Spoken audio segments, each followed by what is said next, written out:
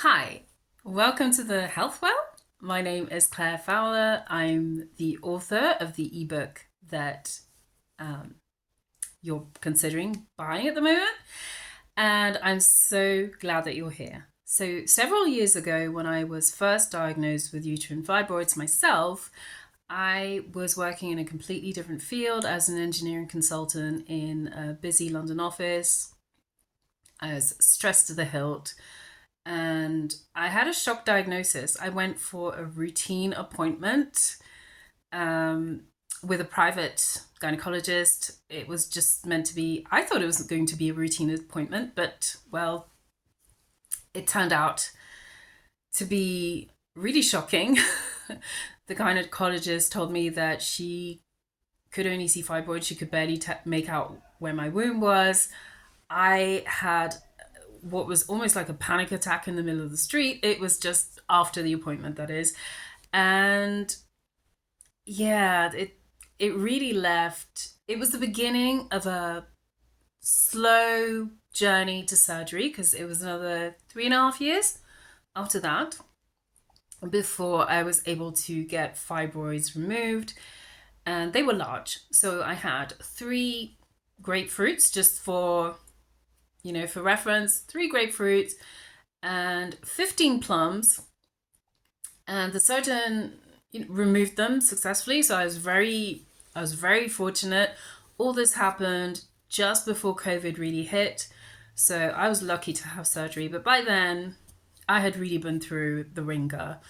And I'm just making this video really to let you know that I've been where you are. Maybe you got diagnosed like I was, and you were told that you had a 5 centimeter fibroid and that, you needed to take XYZ treatment and that, your fibroids would just magically resolve themselves at menopause. Now, when I was diagnosed, I was still in my 30s and I had been experiencing issues with, my reproductive system, to put it mildly, for at least 4 years. And I was told that I needed to lose weight. I was told to exercise, but not too much. I was told, that it was just, a consequence of getting older, and that, fibroids were not that big of a deal. But for me, they really had a horrible impact on my quality of life, my career prospects, my mental health. I mean, it was the uncomfortable symptoms that you get alongside, that some women get alongside symptomatic, i.e., troublesome fibroids. Like, I had heavy periods. I mean, they were so heavy that I literally could not leave the house. And that's difficult when you are in a client facing role like I was and you're building a career. You know that 2 to 3 days out of the month, and my periods were regular every 28 days, I would not be able to, I would have to work from home. So I was working from home before COVID hit, and we were working from home as an entire company, right? So I know what it's like. I know what it's like to have your life completely disrupted and to have to plan your life around large symptomatic uterine fibroids.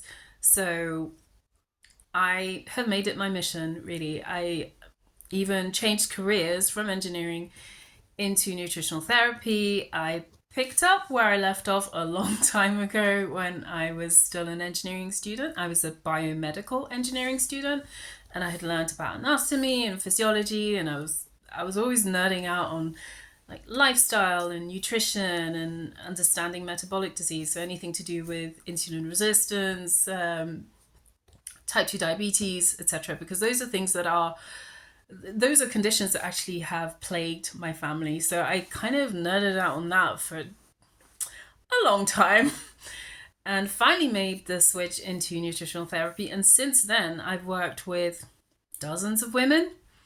And even though they didn't necessarily come to me for support with their uterine fibroids, they invariably had them.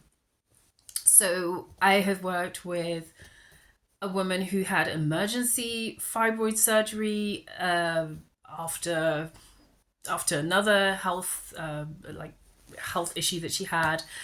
I won't go into the details too much, but I've worked with women who are still living with their uterine fibroids. I've worked with women who were preparing for surgery, and I've just given them evidence-based, actual, like scientifically proven information and recommendations tailored to their needs, right? And tailored to their situation. So some women have had surgery, some women have chosen not to have surgery. Some women discovered that they had fibroids while they were pregnant, and now they're several years post and they're dealing with other related issues.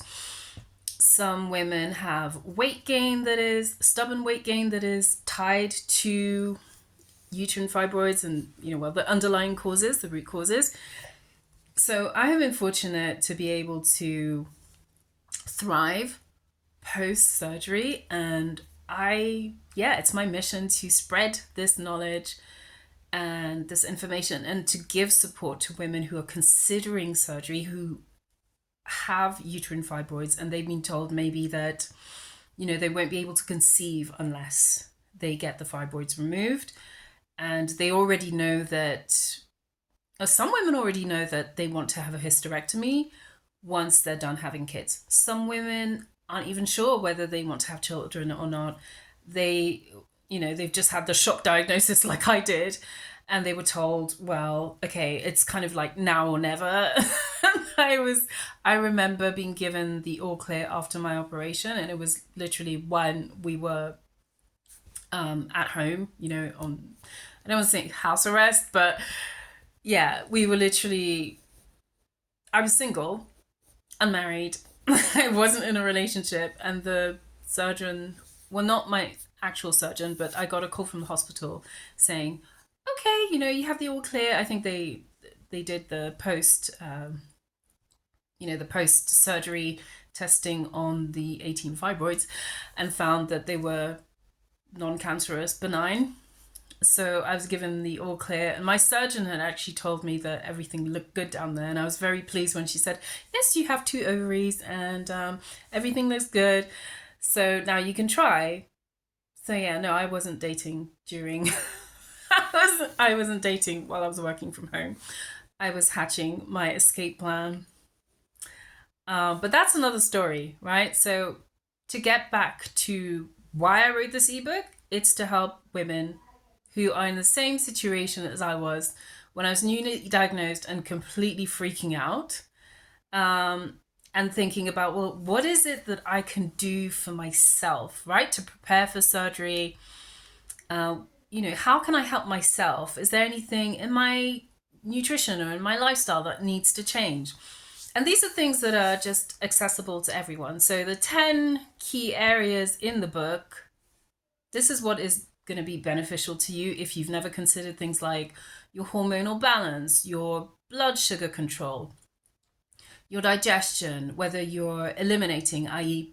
pooping regularly, and whether your digestion is up to par, especially if you are anemic like I was, if you are iron deficient anemic like I was, and you're thinking about, well, should I take supplements or should I eat more, iron-rich foods? And that's all fine and well.